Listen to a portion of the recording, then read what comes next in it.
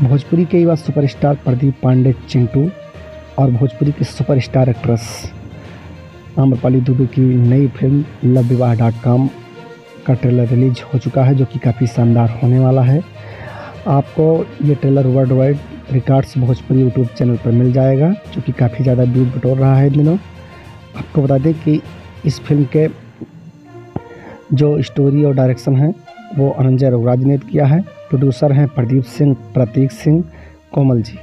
इस फिल्म के star cast के बारे में बात करें तो प्रदीप पांडे चिंटू के साथ हैं आम्रपाली दुबे, अमित शुक्ला, संदीप यादव, करण पांडे, संजय यादव एंड ज्योति पांडे। और स्पेशल अपीयरेंस में इसमें काजल राघवानी भी नज़र आ रही हैं, जो फिल्म की शोभा बढ़ाते हुए नजर आ रहे हैं।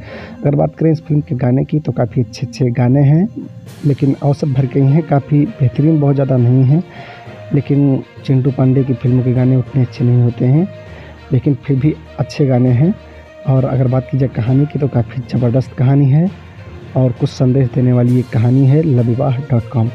तो आप इसे देखना मत भूलिए इस ट्रेलर को, और जल्द ही ये फिल्म रिलीज होने वाली है, तो आप इंतज़ार करिए इस फिल्म की, बहुत ही जल्द रिलीज हो जाएगी। धन्यवाद।